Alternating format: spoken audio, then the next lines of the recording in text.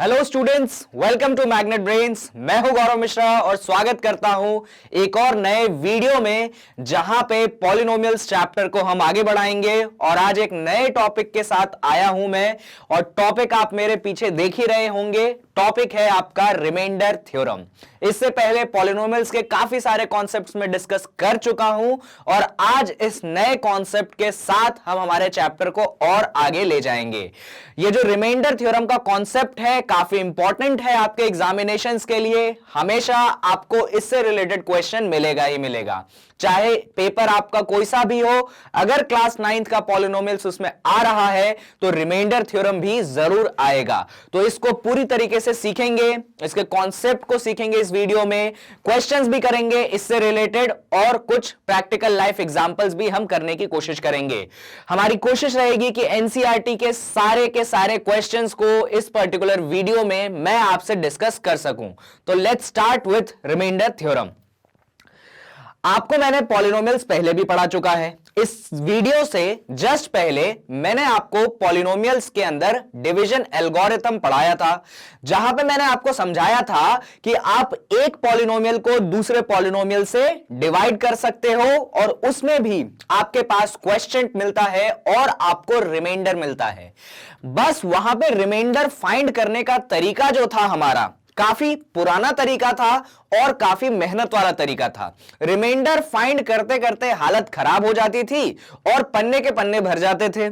आज जो मैं थ्योरम लाया हूं, ये थ्योरम का नाम ही है रिमाइंडर थ्योरम, और इस थ्योरम की मदद से रिमाइंडर निकालना आपके लिए बहुत आसान हो जाएगा। तो इस थ्योरम को सीखना इसीलिए जरूरी है क्योंकि जब आप एक पॉलिनोमियल को दूसरे पॉलिनोमियल से डिवाइड करते हो तो क्या रिमाइंडर आता है वो आप एक स्टेप में बता सकते हो। इतनी ज्यादा मेहनत आपको नहीं करनी पड़ेगी जो मेहनत हमने डिवीजन एल्गोरिथम में करी थी। तो पहले मैं आपको रिमाइंडर थ्योरम का स्टेटमेंट बताता हूं और फिर उससे रिलेटेड कुछ एग्जांपल्स और क्वेश्चंस कराता हूं।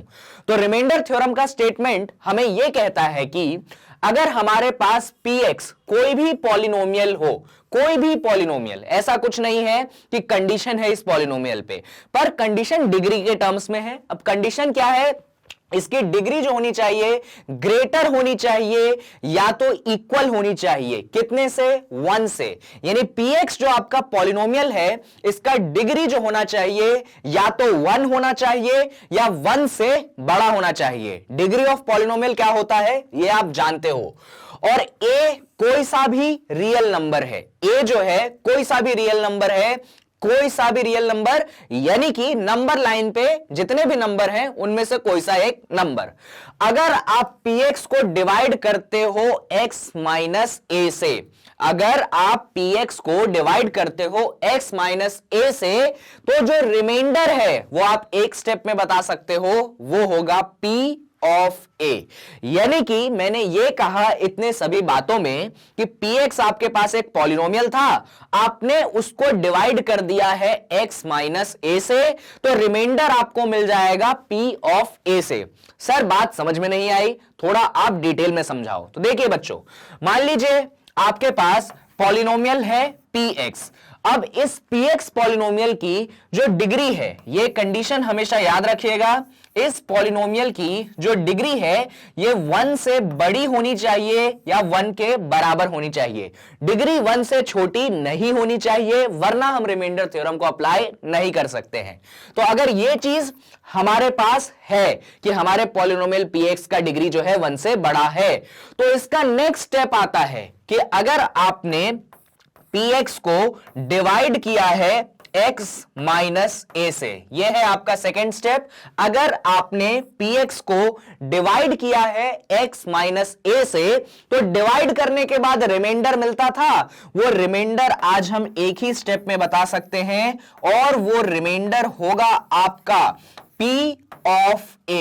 यानी जहां पे आपका पॉलिनोमियल में x था, यानी कि आपका पॉलिनोमियल x में था, x क्यूब x स्क्वायर कुछ भी हो सकता है, वहां पे आप इस a को पुट कर देंगे। अब बात आती है सर ये a आया कहां से? तो a को लाने का तरीका है कि जिस भी चीज से आप डिवाइड कर रहे हैं जिस भी चीज से आप डिवाइड कर रहे हैं उसको 0 के बराबर रख दीजिए। यानी कि मैं डिवाइड कर रहा हूं x माइनस ए से, तो x माइनस ए को मैं 0 के बराबर रख दूंगा और इसको सॉल्व जब करूंगा तो x की वैल्यू आ चुकी है a, और इसी a को मैंने पॉलिनोमियल के अंदर जब डाल दिया तो मुझे रिमाइंडर मिल गया।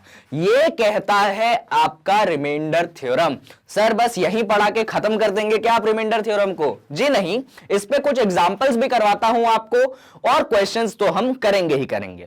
फिलहाल आपसे कई बार एग्जाम में 9th के सब्जेक्टिव पेपर में रिमाइंडर थ्योरम का स्टेटमेंट पूछा जाता है, तो रिमाइंडर थ्योरम का स्टेटमेंट आपको यह लिखना है और जब यह स्टेटमेंट आप लिख लें उसके नीचे ये सारी बातें भी आप लिख दीजिएगा। अगर आप ये स्टेटमेंट और ये बातें लिख देंगे जहां पे आपको एक्सप्लेन करने को बोला गया है रिमाइंडर थ्योरम, तो आपको पूरे मार्क्स दिए जाएंगे, कोई भी डिडक्शन नहीं किया जाएगा आपके मार्क्स में। तो आई होप कि ये डेफिनेशन थोड़ा बहुत क्लियर है। आई नो कि आपको पूरी तरीके से इतने में समझ तो नहीं आया होगा, तो समझेंगे थोड़ा और डिटेल में, उसका टेंशन आप मत लीजिए। बट अभी के लिए डेफिनेशन के कुछ लाइंस और कुछ इंपॉर्टेंट वर्ड्स आपको क्लियर होने चाहिए, साथ में ये जो नीचे चीज मैंने लिखी है ये क्लियर होना चाहिए। तो ये आंसर आपको लिखना है जब आपसे एक्सप्लेन करने को बोला जाए रिमाइंडर थ्योरम को।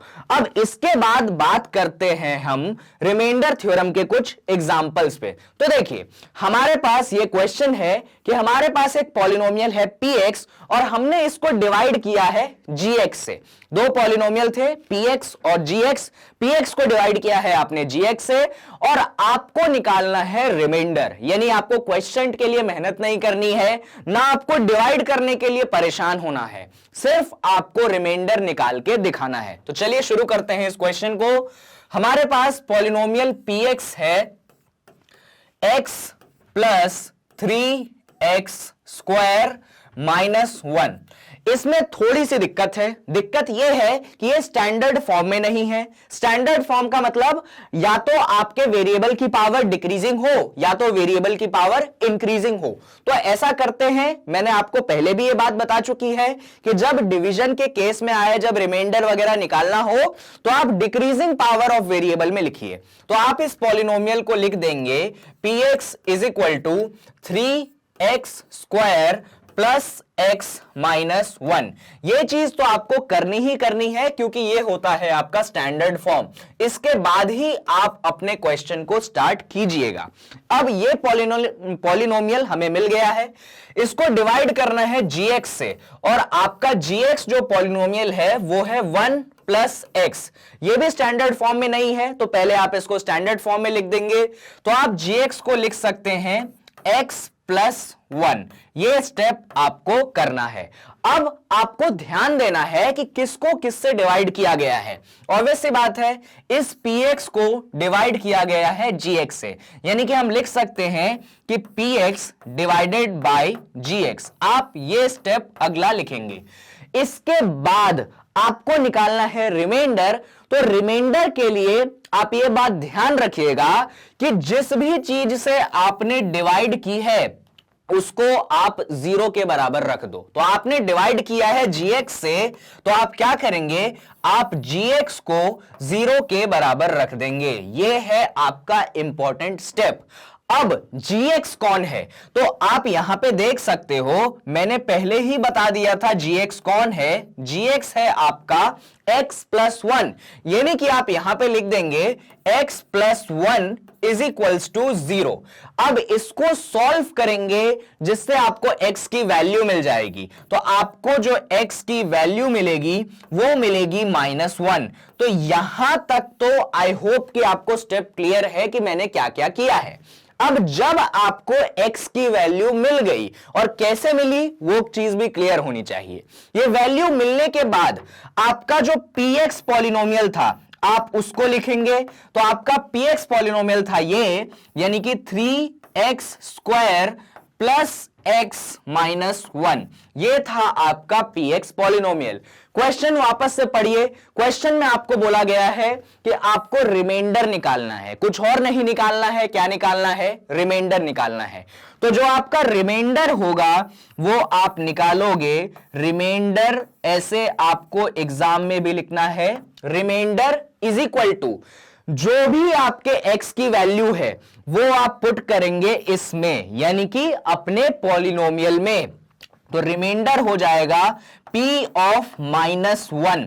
-1 मैंने क्यों पुट किया बता चुका हूं। रिमाइंडर के लिए x की जो भी वैल्यू निकाली है आपको वो पॉलिनोमियल में पुट करनी है, तो आप पुट कर देंगे। तो जैसे ही आपने यहां पे पुट किया, ये हो गया 3, इस वाले x की जगह भी -1 आ चुका है, तो यहां पे -1 का होल स्क्वायर बन चुका है। इस वाले x की जगह भी प्लस x था और इस x की जगह भी -1 बन चुका है, और यहां पे तो x था नहीं इसलिए मैंने -1 लिख दिया। ये आपको स्टेप फॉलो करना है, और जब आपने ये सब लिख लिया है तो बस अब इसको सॉल्व करना है और कोई टेंशन की बात नहीं है। आप इसको सॉल्व करेंगे, आपको आपका आंसर मिल जाएगा। तो सर सॉल्व भी करके दिखा दीजिए। अब यहां पे आप देख सकते हो, यहां पे मैंने लिखा है -1 का होल स्क्वायर। ये इंफॉर्मेशन आपको पहले भी दे चुका हूं मैं कि -1 पे अगर इवन पावर हो, 2 जो है एक इवन पावर है। इवन यानी कि जो 2 के टेबल में आता है, जैसे कि 2, 4, 6, 8, 0, ये सब होते हैं इवन नंबर्स। और जब आप -1 पे इवन नंबर्स को चढ़ाते हो तो हमेशा +1 आपको आंसर मिलता है।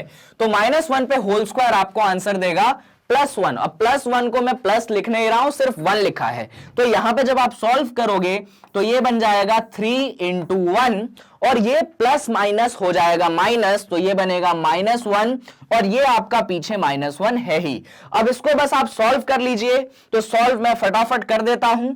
ये 3 × 1 = 3 हो जाएगा, -1 - 1 2 हो जाएंगे, तो ये हो जाएगा 3 - 2, और 3 - 2 होता है आपके पास आंसर 1, और यही आपका है रिमाइंडर।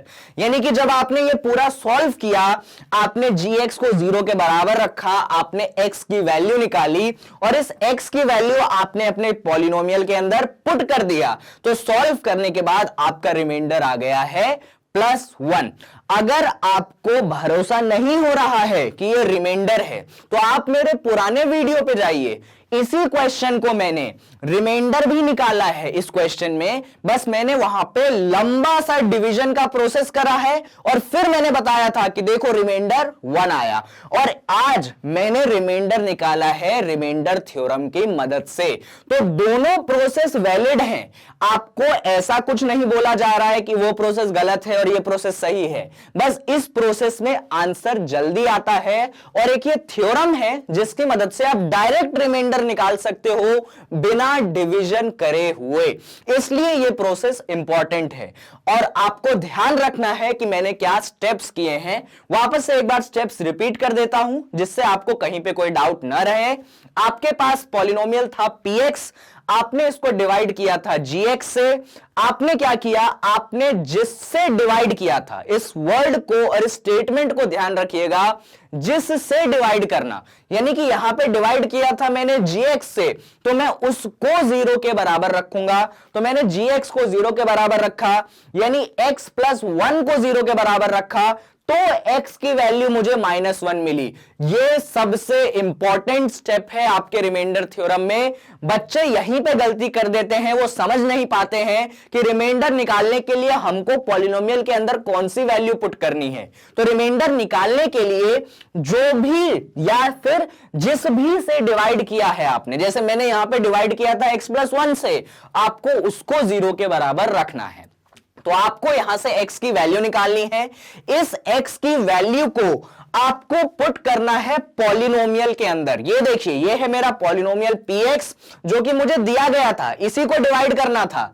जिस भी पॉलिनोमियल को आप डिवाइड करते हो ना, उसके अंदर वो x की वैल्यू पुट करना। तो यहां पे आपके पास px पॉलिनोमियल था, 3x² + x - 1, आपने इसके अंदर -1 पुट करा, और पुट करने के बाद सिर्फ मैंने सॉल्व करा है। सॉल्व करते जाइए, आपको आंसर लास्ट में मिल जाएगा कि आपका रिमाइंडर क्या था। आई होप एक ये एग्जाम्पल आपको क्लियर कर चुका होगा कि रिमाइंडर थ्योरम को अप्लाई कैसे करते हैं, रिमाइंडर निकालते कैसे हैं। कुछ और क्वेश्चंस हैं जो कि रिमाइंडर थ्योरम पे मैं आपको करवाना चाहता हूं, तो इसको आप अपने कॉपी में नोट डाउन जरूर कीजिएगा, क्वेश्चन भी नोट डाउन कीजिएगा और जिस तरीके से मैंने सॉल्व किया है इस मेथड को भी नोट डाउन कीजिएगा। चलिए अब हम मूव करते हैं अगले सवाल पे। हमारा अगला क्वेश्चन रिमाइंडर का ही है। यहां पे भी हमको एक पॉलिनोमियल दिया गया है और उसको दूसरे पॉलिनोमियल से डिवाइड करने को बोला गया है। तो पहले कौन सा पॉलिनोमियल दिया गया है और किससे डिवाइड करने को बोला गया है, इस बात को हम देख लेते हैं। तो हमारा जो पॉलिनोमियल पहला वाला है, ये पॉलिनोमियल है px। ये पॉलिनोमियल है आपका x³ + 1। आपको इस पॉलिनोमियल को डिवाइड करना है gx वाले पॉलिनोमियल से, और gx वाला पॉलिनोमियल है x + 1, यानी कि आपको डिवाइड करना है px को gx से। अब जैसा कि मैंने आपको बताया था कि जिससे डिवाइड करना है उसको 0 के बराबर रखो, यानी डिवाइड करना किससे है, डिवाइड करना है gx से। तो आप क्या करेंगे, आप gx को 0 के बराबर रख देंगे। यह है आपका सबसे पहला इंपॉर्टेंट स्टेप। अब gx कितना था, तो आप यहां पे देख सकते हो gx था x + 1, तो आप x + 1 को 0 के बराबर रख देंगे। तो यहां से अब इसको सॉल्व करना है, सिर्फ रख के बैठ नहीं जाना है, इसको सॉल्व भी करना है। तो इसको जब आप सॉल्व करोगे तो x की वैल्यू आ जाएगी आपके पास -1 और यहां पे x की वैल्यू आपको मिल गई। अब सर ये जो x की वैल्यू मिली है इसका क्या करूं मैं, बस यही आंसर है क्या, नहीं नहीं, ये आंसर नहीं है। अब इसको पुट करना है। सर किसके अंदर पुट करना है, तो जिस पॉलिनोमियल को डिवाइड करना था उसके अंदर पुट करना है। तो देखिए मैं आपको पुट करके दिखाता हूं। तो डिवाइड करना था px को, px क्या था आपके पास, px था आपके पास x³ + 1। अब कितना पुट करना है, तो ये आपने निकाल के रखा है, कितना पुट करना है, x की जगह -1 पुट करना है। तो x की जगह हम पुट कर देंगे यहां पे -1, तो p ऑफ -1 ये आ जाएगा आपके पास -1 का होल क्यूब +1। बहुत बढ़िया। अब इसको थोड़ा सॉल्व करते हैं, और ये जो p ऑफ -1 आया है यही आपका रिमाइंडर है। तो आप यहां पे ये भी लिख सकते हो कि जो हमारा रिमाइंडर है वो रिमाइंडर आएगा p ऑफ -1, यानी कि -1 का होल क्यूब +1। अब इसको सॉल्व करते हैं फटाफट। तो हमारे रिमाइंडर की वैल्यू आ चुकी है -1 का होल क्यूब। अब आपको याद होगा कि सर ने -1 का होल क्यूब करना हमें सिखाया था। सर ने बताया था हमें कि जब -1 पे पावर होती है ऑड, ऑड का मतलब जो कि 2 के टेबल में नहीं आते हैं, जैसे कि 3 2 के टेबल में नहीं आता है। तो -1 पे जब आप 3 की पावर चढ़ाओगे तो आंसर आपको मिलेगा -1। क्यों -1 मिलेगा, क्योंकि वो ऑड पावर है। तो आप यहां पे क्या लिख देंगे, आप इसको लिख देंगे -1। ये पीछे से +1 आते जा रहा है, और जब -1 और +1 आपस में होंगे ऐड तो बनाएंगे आंसर 0। तो आपका जो रिमाइंडर है वो आ जाएगा फाइनली 0। तो इस तरीके से मैंने x³ + 1 को डिवाइड किया है x + 1 से और रिमाइंडर निकाल लिया है 0।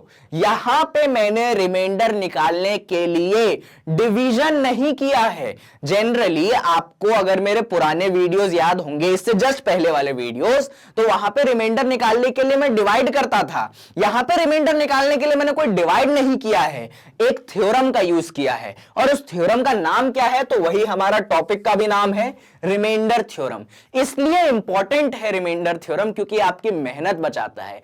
इस बात को जब आप समझेंगे और महसूस करेंगे तो ही मैथ्स आपकी इंटरेस्टिंग होने वाली है। अगर आप ये सोचोगे ही नहीं कि ये थ्योरम हमारे कैसे काम आ रही है, तब तक आप इसको अप्लाई करना भी नहीं सीखोगे। तो आई होप थोड़ी बहुत बात आपके दिमाग में गई होगी इस रिमाइंडर थ्योरम से रिलेटेड, और जो मैंने आपको तरीका सिखाया क्वेश्चन को सॉल्व करने का। अब आपने रिमाइंडर निकाल लिया है 0। ये सारी बातें आपको क्लियर होंगी, रिमाइंडर थ्योरम आपने अप्लाई करना सीख लिया होगा। पर अब मैं थोड़ा सा पीछे और जाना चाहूंगा, क्योंकि यहां पे रिमाइंडर कितना आया है, यहां पे रिमाइंडर 0 आया है। तो रिमाइंडर 0 आया है तो कितनी अच्छी बात है, कुछ भी नहीं बचा, रिमेन क्या हुआ 0, रिमाइंडर क्या हुआ 0। कुछ तो इसका फायदा होना चाहिए, कोई तो ये खास बात को बता रहा होगा, उस खास बात का मैं डिस्कशन करने जा रहा हूं। तो इन सारी चीजों को अगर आपने नोट डाउन कर लिया है, नहीं किया है तो वीडियो को करिए पॉज, पहले करिए इन सबको नोट डाउन और फिर ही प्ले बटन पे क्लिक करिएगा, क्योंकि जो अगली चीज बता रहा हूं इसी क्वेश्चन के अंदर बताऊंगा और इसी बात से रिलेटेड बताऊंगा। Okay, so let's move on.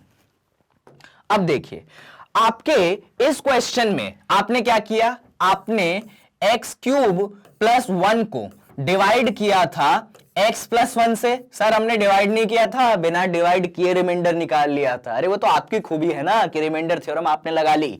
अच्छा अब सुनिए, इसको आपने डिवाइड किया है इससे, रिमाइंडर कितना आया? सर रिमाइंडर तो आपने बताया था, रिमाइंडर आया था हमारा 0। तो इस बात को लिख लीजिए कि रिमाइंडर आया है आपका 0।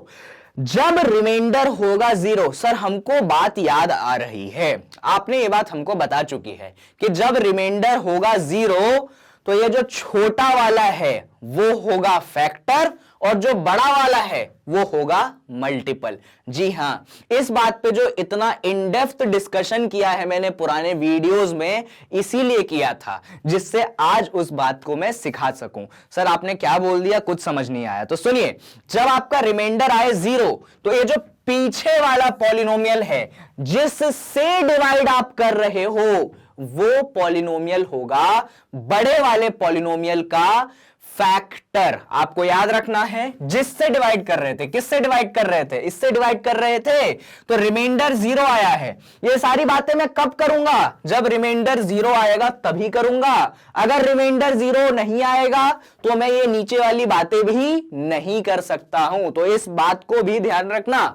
तो रिमाइंडर आया है 0 तो मैं कह सकता हूं कि x प्लस 1 यानी कि जिसकी डिग्री है कम, देखिए इसकी डिग्री है 1, इसकी डिग्री है 3, तो जिसकी डिग्री है कम, x plus 1 is a factor. किसका फैक्टर है? ये आपका फैक्टर है इस पॉलिनोमियल का जिसकी डिग्री बड़ी है, यानी कि x क्यूब प्लस 1। ये है इंपॉर्टेंट चीज जो आपको ध्यान रखनी है। दूसरी बात आप ये भी कह सकते हो x plus 1 x cube plus 1 का फैक्टर है, तो इस बात को करो उल्टा। मैंने सिखाया था कि ये छोटा वाला डिग्री जो बड़े वाले डिग्री का क्या है, फैक्टर है। इसका मतलब जो बड़ी वाली डिग्री है x cube plus 1 is a multiple. X cube plus 1 जो है मल्टीपल होगा, किसका मल्टीपल होगा? x प्लस 1 का मल्टीपल होगा। ये दो बातें जो होती हैं रिमाइंडर थ्योरम का कॉन्सिक्वेंस है। आप ऐसा कह सकते हो कि रिमाइंडर जब आ जाए 0 तो आप ये दोनों बातें फटाफट बोल सकते हो और इस पे क्वेश्चन भी आते हैं बच्चों। ऐसा नहीं है कि सर ने बस अभी एंटरटेनमेंट करने के लिए और मैथ्स को इंटरेस्टिंग बनाने के लिए बताया है, नहीं, इस पे आपको सवाल भी मिलेंगे कि अगर रिमाइंडर 0 है तो कौन किसका होगा फैक्टर और कौन किसका होगा मल्टीपल। तो आपको याद रखना है जिसकी डिग्री होगी छोटी वो होगा बड़े वाले डिग्री का फैक्टर और जो बड़ा वाला होगा वो छोटे वाले का होगा मल्टीपल। कब बोलना है तो ये तभी बोलना है, बाकी समय ये बातें नहीं बोलनी है। चलिए, तो हमने अभी तक क्या क्या बातें कर ली इस वीडियो में? हमने इस वीडियो में बात कर ली कि रिमाइंडर थ्योरम होता क्या है, उसको डिफाइन करना सिखाया मैंने आपको। फिर मैंने आपको सिखाया कि रिमाइंडर थ्योरम को अप्लाई कैसे करते हैं। 2 क्वेश्चन करा दिए रिमाइंडर थ्योरम के एप्लीकेशन पे, तो ध्यान रखना है। और उसके बाद मैंने आपको यह भी बताया कि अगर रिमाइंडर 0 होगा तो आप क्या कह सकते हो। तो इन तीनों बातों को ध्यान रखते हुए अब हम एनसीईआरटी के क्वेश्चंस को स्टार्ट कर देते हैं। चलिए, तो एनसीईआरटी के वन ऑफ द क्वेश्चन आपके पास रहे ये। आपसे एनसीईआरटी में क्वेश्चन पूछा गया है कि आपके पास ये बहुत बड़ा सा एक पॉलिनोमियल है, बहुत बड़ा पॉलिनोमियल है, छोटा पॉलिनोमियल तो है नहीं। आप देख सकते हो डिग्री है 4, इसको डिवाइड किया गया है x माइनस 1 से और आपसे मांगा गया है रिमाइंडर। अब आपकी किस्मत अच्छी है क्योंकि आपने रिमाइंडर थ्योरम सीख लिया है। अगर रिमाइंडर थ्योरम आपने नहीं सीखा होता तो आज इस बड़े वाले को इस छोटे वाले से डिवाइड करना पड़ता, और जब डिवाइड करते करते पन्ने भरते तब जाके कहीं रिमाइंडर निकल के आता। लेकिन आज उतनी मेहनत करने की जरूरत बिल्कुल भी नहीं है, क्योंकि अब हमारे पास शॉर्टकट है जिसकी मदद से हम इसका रिमाइंडर यूं बता सकते हैं। तो चलिए उसी शॉर्टकट, यानी शॉर्टकट का नाम है रिमाइंडर थ्योरम, उसको अप्लाई करके इस पॉलिनोमियल का भी रिमाइंडर हम फटाफट निकाल देते हैं। तो चलिए स्टार्ट करते हैं हम क्वेश्चन को। तो पहले तो यह डिसाइड करेंगे कि किसको किसने डिवाइड किया है। जी हां, तो यह बड़ा वाला पॉलिनोमियल है, बड़ा वाले पॉलिनोमियल को हम एक नाम देते हैं, हमेशा पॉलिनोमियल का हम नाम देते हैं। तो इस बड़े वाले पॉलिनोमियल को हमने बोल दिया है px। तो px वाला जो पॉलिनोमियल है यह हो गया x की पावर 4 प्लस x की पावर 3 माइनस 2x स्क्वायर, और साथ में है यहां पे x और साथ में है यहां पे +1। ध्यान से देखिए, क्वेश्चन में नाम नहीं दिया गया था तो ये नाम मैंने खुद से रखा। ऐसा आप भी करेंगे जब आप पेपर सॉल्व कर रहे होंगे। अब इसको डिवाइड किया किससे जा रहा है, तो वो डिवाइड किया जा रहा है x माइनस 1 से, तो उसका नाम आप रख सकते हो gx, यानी कि x माइनस 1 से। अब अगर आपको याद होगा तो आप ये बात भी लिख दो कि px को डिवाइड किया जा रहा है gx से, ये बात आपको लिखनी पड़ेगी। अब इसके बाद क्या करें सर, इसके बाद हमको क्या निकालना है, हमको डिवाइड नहीं करना है, हमको सिर्फ रिमाइंडर को निकालना है। तो ये जो gx है आपका पीछे, इसको 0 के बराबर रख दीजिए। सिखाया था मैंने, जब आप रिमाइंडर थ्योरम को अप्लाई करेंगे तो जिस से डिवाइड करते हो, यानी कि पीछे वाला छोटी डिग्री वाला, उसको 0 के बराबर रख दो आप। तो इस gx को आप 0 के बराबर रख दीजिए। सिर्फ रखना नहीं है, इसको सॉल्व भी करना है। तो चलिए सॉल्व करते हैं। यह है आपका पहला इंपॉर्टेंट स्टेप। आप भी इसको स्टार से मार्क कर दिया करो जब आप पेपर सॉल्व करते हो, जिससे टीचर भी जल्दी आइडेंटिफाई कर पाए कि अरे हां, बच्चे ने सही दिमाग लगाया है। अब gx को 0 के बराबर रख दिया, यानी कि आपने x माइनस 1 को 0 के बराबर रख दिया। अरे भाई gx x माइनस 1 था, तो x माइनस 1 को मैंने 0 के बराबर रख दिया। अब इसको फर्दर मैं करता हूं सॉल्व, तो x की वैल्यू आ जाती है 1। अब मुझे x की वैल्यू मिल चुकी है। अब जैसे ही मुझे x की वैल्यू मिल चुकी है, मैं रिमाइंडर भी बता सकता हूं। सर कैसे बता सकते हो आप रिमाइंडर? तो याद करिए, मैंने आपको सिखाया था रिमाइंडर हमको मिलता है, कैसे मिलता है सर? हमको रिमाइंडर मिलता है कि जब हमारा पॉलिनोमियल जो था ना px, कौन था पॉलिनोमियल px? ये वाला, ये बड़ा वाला, x की पावर 4 प्लस x की पावर 3 माइनस 2x की पावर 2 प्लस x प्लस 1, इस बड़े वाले पॉलिनोमियल में जो भी आपने x की वैल्यू निकाली है उसको आप पुट कर दो। तो आप पुट कर देंगे तो x की जगह पुट कर देंगे आप 1, तो आपको रिमाइंडर मिल जाएगा। बस अब सॉल्व करने की बात है, आपने हर जगह x की जगह 1 को पुट कर देना है पूरे पॉलिनोमियल में। तो ये 1 की पावर 4 हो गया, ये 1 की पावर 3 हो गया, फिर ये हो गया 1 की पावर 2, फिर ये हो गया +1 और +1। इस बार तो कोई टेंशन ही नहीं है, सिर्फ 1 है तो हम इसको फटाफट सॉल्व कर सकते हैं।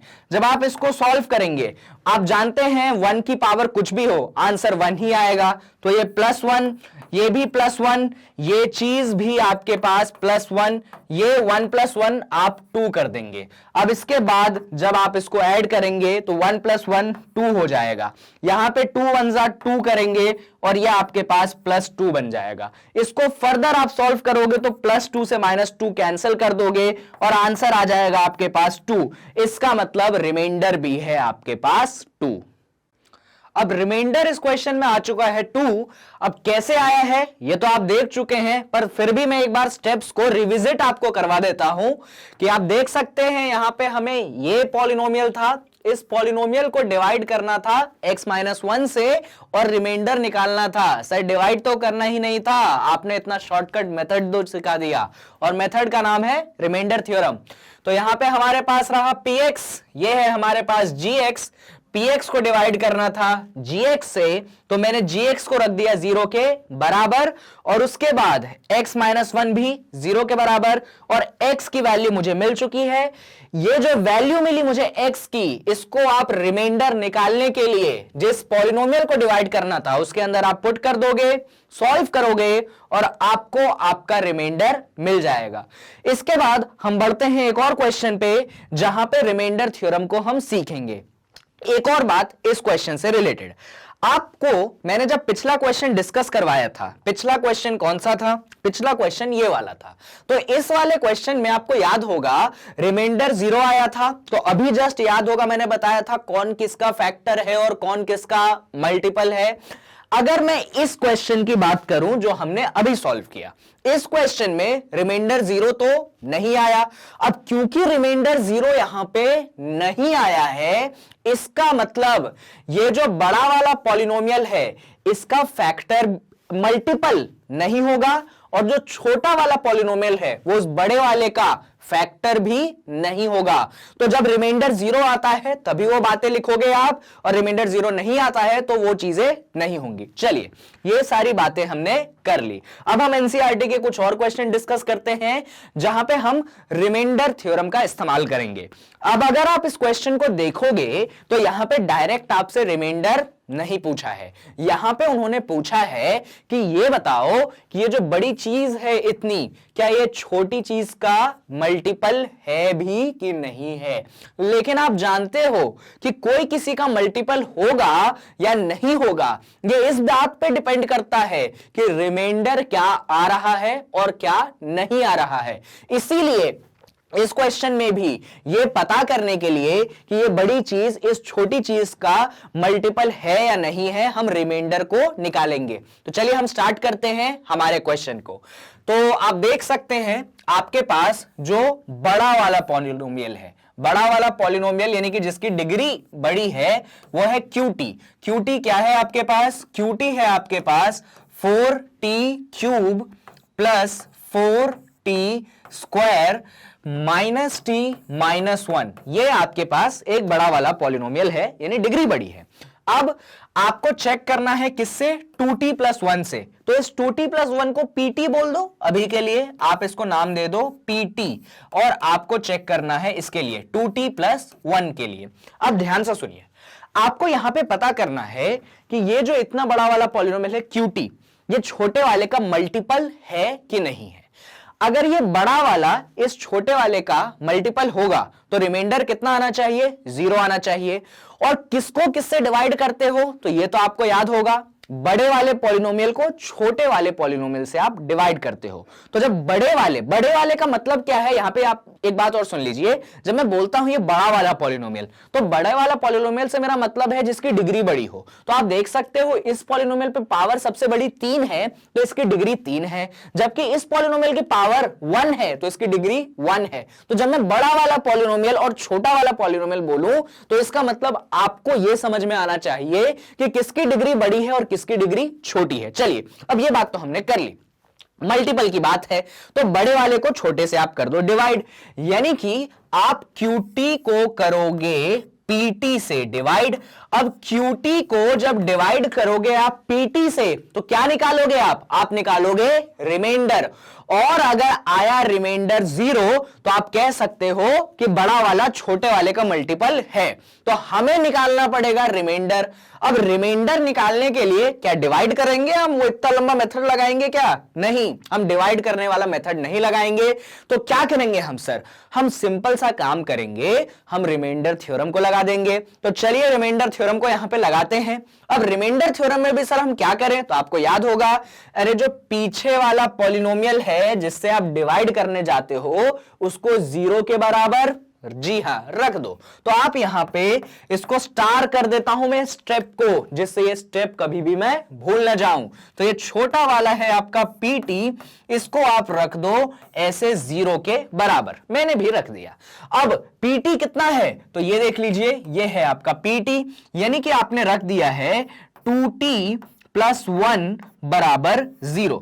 अब इसको सॉल्व करते हैं। तो जब आप इसको सॉल्व करोगे तो आप लिख सकते हो 2t बराबर -1, इसको थोड़ा सा और सॉल्व करो तो t की वैल्यू हो जाएगी आपके पास -1/2। ये आपने t की वैल्यू निकाली। अब इस वैल्यू क्या क्या करना है, तो जो बड़ा वाला पॉलिनोमियल है उसके अंदर पुट करना है, जिससे हमको क्या मिलेगा, हमको रिमाइंडर मिलेगा। तो चलिए अब रिमाइंडर को जरा हम निकाल ले। तो जो हमारा रिमाइंडर होगा वो आएगा, क्या आएगा सर, वो वैल्यू पुट करने से आएगा। किसमें, कौन सा वैल्यू, तो ये बड़ा वाला जो QT है, QT के अंदर हम पुट करने वाले हैं क्या, t की जगह -1/2। तो पहले QT को लिख लेते हैं। QT है आपका 4t की पावर 3, फिर है 4t की पावर 2, फिर है -t और फिर है -1। अब इसमें हम रख देते हैं t की जगह -1/2। चलिए फटाफट रखते हैं। तो q -1/2 ये आपको मिल जाएगा। यहां पे तो आपके पास 4 रहेगा, ये -1/2 का होल क्यूब आपको मिल जाएगा, जबकि यहां पे आपको मिलेगा 4 तो रहेगा बाहर में, -1/2 का होल स्क्वायर। कहीं पे गलती तो नहीं हुई हमसे, नहीं हुई है। अच्छा अब यहां पे और यहां पे इधर भी ध्यान दीजिए। अब मैं नीचे लिख रहा हूं, यहां पे माइनस वाला साइन मैंने यहां लिख दिया और t है तो t की जगह मैंने पुट किया -1/2, और ये -1 के बगल में तो कोई t वगैरह नहीं है, तो -1 को तो आप वैसा का वैसा लिख दीजिए। चलिए अब इसको फटाफट सॉल्व करते हैं जरा हम। तो q, अब इस q वाली चीज को मैं नहीं लिखता हूं, तो अब इसको सॉल्व करेंगे आप, तो आप देख सकते हो -1/2 पे होल क्यूब है, तो इसका मतलब है, अगर आपको याद होगा मैंने सिखाया था, -1 पे भी होल क्यूब और 2 पे भी होल क्यूब ब्रेक हो जाता है। पावर जो होता है न्यूमरेटर पे अलग से चढ़ जाता है, डिनोमिनेटर पे अलग से चढ़ जाता है। अब यहां पे भी सॉल्व करते हैं। यहां पे जब आप सॉल्व करोगे तो ये हो जाएगा -1 का होल स्क्वायर और 2 का होल स्क्वायर। अब यहां पे देख लीजिए, यहां पे माइनस और -1/2 है, तो माइनस माइनस हो जाएगा +1/2, और ये आपके पास माइनस चलता चला आ रहा है। अब यहां पे रफ वर्क करने की जगह थोड़ी कम है, तो हम थोड़ी सी जगह बनाने की कोशिश करते हैं। तो -1 पे क्यूब है, तो आपको याद होगा कि -1 पे जब क्यूब पावर चढ़ता है तो आपको आंसर मिल जाता है -1, क्योंकि ऑड पावर है। जबकि यहां पे -1 पे होल स्क्वायर चढ़ा है तो आपको मिल जाएगा +1, क्योंकि पावर इवन है। तो ये बातें तो आपको मालूम है, आप मेरे वीडियोस फॉलो कर रहे हो। तो अब इसको सॉल्व करोगे आप, तो सॉल्व करते हैं फटाफट। तो ऊपर आ जाएगा आपके पास -1 और 2 का होल क्यूब, यानी कि 2 × 2 × 2 क्या होता है, वो होता है 8। तो यहां पे आ जाएगा आपके पास 8। अब इधर भी सॉल्व कर लेते हैं। यहां पे तो 4 चलता चलेगा, -1 पे होल स्क्वायर होता है 1, तो बात खत्म। यहां पे आप 1 लिख दो, और यहां पे 2 का होल स्क्वायर है जो कि होगा 4। अब ये 1/2 में से -1 को हमने घटाया है, तो इसको अभी के लिए हम ऐसा ही लिख देते हैं, कुछ नहीं करते हैं, कोई चेंज नहीं कर रहे हैं, सिंपल लिख दे रहे हैं। अब हम इसको कहां से सॉल्व करें, तो पहले आप पॉज करके इतना नोट डाउन कर लीजिए, जिससे मैं इसके आगे क्वेश्चन को बढ़ा सकूं। आप यहां पे पॉज कर लीजिए। इतनी जो भी चीजें मैंने यहां पे लिखी है, इन सारी चीजों को आप अपनी कॉपी में नोट डाउन कर लीजिए, और फिर मैं इसको आगे बढ़ा रहा हूं, ठीक है। या फिर मेरे पास एक और ऑप्शन है, मैं यहां पे आ जाता हूं जहां पे मेरे पास पूरी जगह थोड़ी खाली मिल गई। तो यहां पे देख लीजिए हमारे पास चीजें क्या क्या है। 4 मल्टीप्लाइडेड बाय -1/8, 4 मल्टीप्लाइडेड बाय 1/4, 1/2 और -1। अब इसके आगे तो हमारे पास क्या क्या था, मैं यहां पे लिखता हूं। हमारे पास था 4 मल्टीप्लाइडेड बाय -1/8 था, और क्या था हमारे पास, देख लेते हैं। 4 मल्टीप्लाइडेड बाय 1/4 था हमारे पास, और क्या था हमारे पास वो भी देख लेते हैं फटाफट। और था हमारे पास +1/2, और हमारे पास था -1। अब फटाफट इसको सॉल्व करते हैं। तो आप जानते हैं 4 1 ज़ा 4, 4 2 ज़ा 8, तो ये हो जाएगा -1/2। यहां पे 4 जो है 4 से कैंसिल, तो यहां पे आपको मिल जाएगा 1। यहां पे आपके पास 1/2 है ही, यहां पे -1 है। अब ध्यान से देखिए, क्वेश्चन एक बार में सॉल्व हो जाएगा। 1 जो है -1 से कैंसिल हो चुका है, एक दूसरे को कैंसिल कर देंगे। -1/2 जो है +1/2 से कैंसिल हो चुका है, वो भी एक दूसरे को कैंसिल कर देंगे। क्यों कैंसिल किया है, क्योंकि इसके सामने प्लस है, इसके सामने माइनस साइन है, और इस 1 के सामने प्लस है, इस 1 के सामने -1 है, इसीलिए चीजों ने एक दूसरे को कैंसिल किया है। तो सबको सॉल्व करने के बाद आंसर कितना आया? आंसर आया है 0। और ये 0 क्या है? भूल तो नहीं गए क्या आप? आपने रिमाइंडर निकाल रहे थे, तो ये रिमाइंडर आया है कितना? रिमाइंडर आया है 0। तो हमने जो इतनी सारी मेहनत करी, इतनी सारी मेहनत करने के बाद हम ये कह सकते हैं, क्या कह सकते हैं? कि हमारा जो रिमाइंडर है वो रिमाइंडर है 0। और आपको मालूम है कि अगर रिमाइंडर होता है 0 तो बड़ा वाला पॉलिनोमियल छोटे वाले पॉलिनोमियल का होता है मल्टीपल। यानी कि बड़ा वाला पॉलिनोमियल क्या था? आप यहां पे देख लीजिए, ये था आपके पास बड़ा वाला पॉलिनोमियल। ये किसका मल्टीपल होगा? ये 2t + 1 का मल्टीपल होगा। तो हम क्या कह सकते हैं कि हमारा जो बड़ा वाला पॉलिनोमियल था उसको हम लिख लेते हैं। हमारा बड़ा वाला पॉलिनोमियल था, थोड़ा याद कर लेता हूं मैं, ठीक है, याद हो गया मुझे, 4t³ + 4t²। और क्या था? और था -t और था -1। ये जो इतना बड़ा वाला पॉलिनोमियल है किसका मल्टीपल होगा? छोटे वाले पॉलिनोमियल का। तो लिख दीजिए इज अ मल्टीपल। और किसका मल्टीपल है? छोटे वाले का। छोटा वाला है आपके पास 2t + 1। तो ये सारी चीजें आपको ध्यान रखनी है कि कैसे आप चेक करोगे कौन किसका मल्टीपल है कि नहीं है। मल्टीपल के केस में बड़ा वाला छोटे वाला का होगा, जबकि फैक्टर के केस में छोटा वाला बड़े वाले का होता है। तो उससे भी रिलेटेड क्वेश्चन है, मैं आपको करवाऊंगा। फिलहाल ये आपका मल्टीपल से रिलेटेड क्वेश्चन था। एक बार मैं क्वेश्चन को आपको वापस से रिवाइज करवा देता हूं, जिससे आपको कहीं पे भी कंफ्यूजन ना हो। तो क्वेश्चन ये था कि आपको चेक करना है कि ये जो QT है क्या वो ये छोटे वाले पॉलिनोमियल का मल्टीपल है भी कि नहीं है। तो उसके लिए मैंने क्या बोला कि भाई आपको चेक करना है, तो ये QT बड़ा वाला पॉलिनोमियल, ये तो नाम उन्होंने रख के दिया था, नहीं रख के दिया होता तो हम अपने हिसाब से रख लेते। और छोटे वाले का नाम हमने अपने हिसाब से रख दिया PT, ये हो गया। भैया चेक करना है बड़ा वाला छोटे वाले का मल्टीपल है कि नहीं, तो QT को हमने डिवाइड कर दिया PT से, और डिवाइड करने के बाद हमको निकालना रहता है रिमाइंडर। तो रिमाइंडर हम निकालते हैं रिमाइंडर थ्योरम की मदद से। तो रिमाइंडर थ्योरम के लिए आपको मैंने बताया था कि जो पीछे वाली चीज होती है आप उसको 0 के बराबर रख दो, और जब आप उसको 0 के बराबर रख देते हो तो आपको t की वैल्यू मिल जाती है। जब आपको t की वैल्यू मिल जाए तो इस वैल्यू को आप पॉलिनोमियल के अंदर रख दीजिए। पॉलिनोमियल कहां है? पॉलिनोमियल ये है, बड़ा वाला पॉलिनोमियल, उसके अंदर रख दीजिए। तो वही काम मैंने किया, मुझे t की वैल्यू मिल चुकी है, t की वैल्यू मैंने पॉलिनोमियल के अंदर रख दी और इसको सॉल्व करता गया। और जब मैं सॉल्व करके आया तो फिर मैं यहां पे आया और मैंने देखा कि मेरा रिमाइंडर क्या है? मेरा रिमाइंडर 0 है। अब क्योंकि मेरा रिमाइंडर 0 आया, इसका मतलब जो मेरा बड़ा वाला पॉलिनोमियल होगा ये मल्टीपल होगा मेरे छोटे वाले पॉलिनोमियल का। और इस तरीके से मैंने मेरे क्वेश्चन को प्रूव कर लिया। तो इन सारी बातों को ध्यान रखिएगा जब आपसे इससे रिलेटेड क्वेश्चन पूछा जाए। आप इन सारी चीजों को अपने कॉपी में नोट डाउन कर लीजिएगा। आप अपने वीडियो को पॉज कीजिएगा, ये सारी चीजें भी और ये जो सारे स्टेप है इनको भी आप अपने कॉपी में नोट डाउन करिएगा।